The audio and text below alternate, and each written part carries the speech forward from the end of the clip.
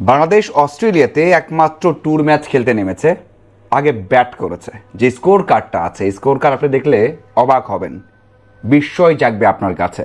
কারণটা হচ্ছে বাংলাদেশ দল 263 করেছে, সেখানে একটা মাত্র 50, মানে একটা মাত্র 100, সেটা আবার মিরাজের নেমেছেন 7 নম্বরে। আমরা ওই অনেক সময় বলি না যে মিরাজ টেস্ট ক্রিকেটটা সবচেয়ে বেশি বোঝেন, টেস্ট ক্রিকেটের জন্যই তিনি পারফেক্ট, ওডিআই টি20 তার জন্য না, এই কথাটা আমরা মাঝে মাঝেই বলি। এবং এখানে যখন অস্ট্রেলিয়াতে খেলা হচ্ছে তখন একজন স্পিনার খেললে সেখানে মিরাজের সুযোগ কি হবে, এই প্রশ্ন এসেছে অনেকবার। তো সেই ক্ষেত্রে মিরাজ যে ইনিংসটা খেলেছেন এটা আসলেই বিস্ময়কর। বিস্ময়কর শুধুমাত্র 109 রান করেছেন একটা ট্যুর ম্যাচে, এটা দিয়ে আপনি বিবেচনা করতে পারবেন না। ওই যে টেস্ট ক্রিকেটটা ভালো বোঝেন তার একটা ছাপ, মানে তার একটা গ্রেটনেস কিন্তু এর মধ্যে আছে। হ্যাঁ, গ্রেটনেস বলছি কারণ টেস্ট ক্রিকেটটা বুঝতে হয়, আপনাকে বিল্ড আপ করতে হয়, আপনাকে থাকতে হয়, বল ছাড়তে হয়, স্কোরিং শট খেলতে হয়। একেবারে পারফেক্ট একটা ইনিংস ছিল এটা। বাংলাদেশ দল 110 রানে কিন্তু 6টা উইকেট হারিয়েছিল। এখান থেকে 130 রানে অল আউট হতে পারতো, মানে 130 রানে অল আউট বা 150 রানে অল আউট হতে পারতো। মিরাজ হয়তো বা 20 রান বা 30 রান করতেন, কিন্তু বাংলাদেশ দল যে স্কোরটা করেছে 263, সেখানে বাকিটা সময় আপনি বলতে পারেন যে একেবারে পারফেক্ট একটা টেস্ট ইনিংস। শুধুমাত্র মিরাজ না, বাকিরা যারা সঙ্গ দিয়েছেন তারাও। মিরাজ এরপর যখন আসতেন 7 নম্বর ব্যাটার হিসেবে, 6টা আউট হয়ে গেছে, অমিত আউট হলেন 110 রান। ওই সময় তিনি পার্টনারশিপ করলেন কার সাথে? সৌম্যর সাথে একটা 48 রানে পার্টনারশিপ করেছেন। সেখানে সৌম্য করেছেন 36 বলে 16, বাকি রান কিন্তু মিরাজের।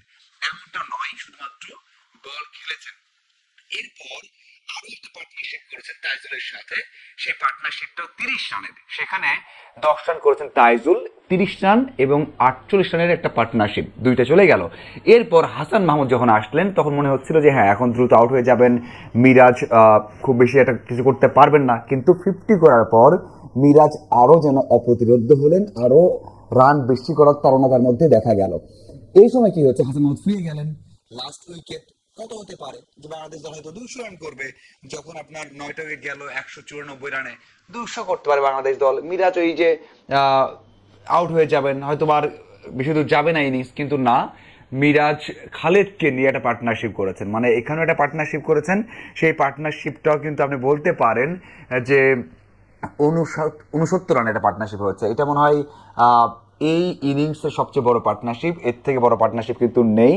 69 রানের পার্টনারশিপ হয়েছে, সেটা আবার লাস্ট উইকেট জুটিতে খালেদের সাথে। খালেদ করেছেন 28 বলে 15 রান। এই যে মিরাজকে নিয়ে কথা বলছিলাম, 109 রান করেছেন, 4টা ছক্কা হাঁকিয়েছেন, 11টা চার হাঁকিয়েছেন, 77 তার স্ট্রাইক রেট, এবং দল যখন প্রেসারে তখন রানটা করেছেন। এবং সবচেয়ে বড় বিষয় হচ্ছে টেস্ট ক্রিকেটটা বুঝে রান করা, সেটা কিন্তু মিরাজ করে দেখালেন। মিরাজ প্রেসারে আছেন, ওডিআই ক্যাপ্টেন্সি হারিয়েছেন, অনেক কথা হয়েছে, নিজের ফোন বন্ধ রেখেছিলেন বা যোগাযোগ তেমন করেননি।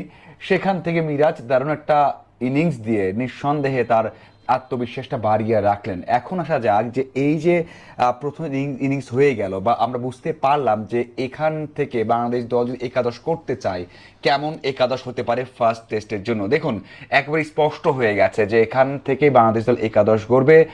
সেখানে লিটন দাস বাইরে আছেন সেখানে ইবাদত, বাইরে আছেন সেখানে তাসকিন আহমেদ। আমরা সবাই জানি যে তাসকিন থাকবেন একাদশে।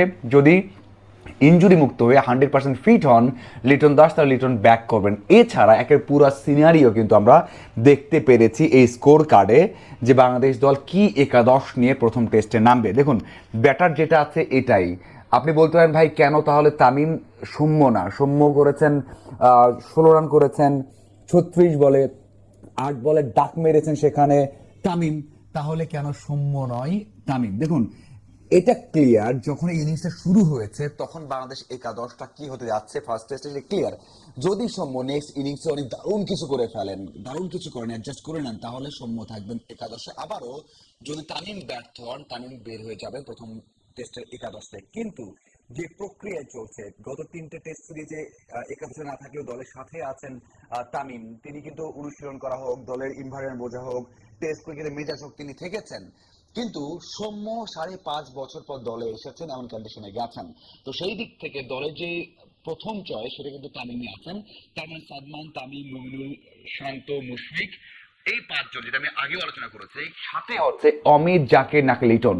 তার মানে ক্লিয়ার হয়ে গেছে যে জাকিরের আগে অমিতকে বিবেচনা করা হচ্ছে, কারণ সবশেষ টেস্টটা অমিত খেলেছেন এবং সেখানে জিম্বাবুয়ের সাথে বাংলাদেশ ভালো না করলেও দ্বিতীয় ইনিংসে টিকে থাকার চেষ্টা করেছেন, ভালো করার চেষ্টা করেছেন। একটা ঝলক কিন্তু দেখা গেছে, ঝলক বলবো না, বাট দেখা গেছে যে টেস্ট ক্রিকেটে মানিয়ে নিতে পারেন।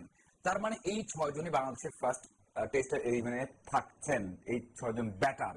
আর যদি দ্বিতীয় ইনিংসের সময় আরো দারুণ কিছু করেন এবং আবারও এমনই ব্যর্থ হন তামিম, তাহলে হয়তোবা পরিকল্পনা ভিন্ন হতে পারে। দুজন স্পিনার নিয়ে প্রথম একাদশে নামবে বা প্রথম টেস্টে বাংলাদেশ দল নামবে, সেটা কিন্তু এখানে স্পষ্ট হওয়া যাচ্ছে। শুধুমাত্র বোলিং এ খালেদ এবং হাসান মাহমুদ থাকছে, সেটা এখানে খালেদ যেহেতু পার্টনারশিপে নিজের অবদান রাখছেন টেস্টে। হাসান মাহমুদ আগেই বলেছেন থাকবেন কেন, তিনি টেন্টে খেলেছেন, খেলার মধ্যে আছেন। তাসকিনও থাকবেন কেন সেটাও বলেছি। আর এখানে তাসকিনের জায়গায় নেওয়া হয়েছে মুশফিক হাসানকে। যদি মুশফিক হাসান দারুণ কিছু করেন, 3-4টা উইকেট পেয়ে যান, তার সুইং বাউন্স ভালো হয়, ওই যে ইনজুরি থেকে ব্যাক করেছেন সেটা দেখাতে পারেন যে না তিনি এমন বড় চ্যালেঞ্জের জন্য প্রস্তুত আছেন, তাহলে হয়তোবা একাদশে আসতে পারেন। কিন্তু হাসান মাহমুদ, তাসকিন আহমেদ এবং তার সাথে খালেদ কিন্তু অনেকটা নিশ্চিত হয়ে যাচ্ছে এই প্রস্তুতি ম্যাচের পর।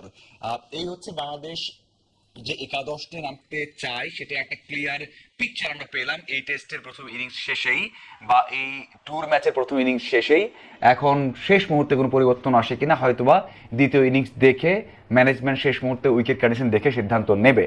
মিরাজের সেঞ্চুরিটা এক কথায় দুর্দান্ত, তার ক্যারিয়ারের অন্যতম একটা সেঞ্চুরি, ইন্টারন্যাশনাল সেঞ্চুরি না, তারপরেও টেস্ট ক্রিকেটের জন্য দারুণ একটা বিজ্ঞাপন। এটা নিজের মনে রাখবে বা নিজের মনে থাকবে এবং এমন ইনিংস খেলতে পারেন সেটা হয়তো বড় ম্যাচেও কাজে দিবে। সাথে হচ্ছে বাংলাদেশের একাদশ কি হতে পারে ফার্স্ট টেস্টের, সেটারও একটা মোটামুটি ধারণা কিন্তু আমরা পেয়ে গেলাম। আপনাদের কি মনে হয় অবশ্যই জানাবেন। ধন্যবাদ সবাইকে।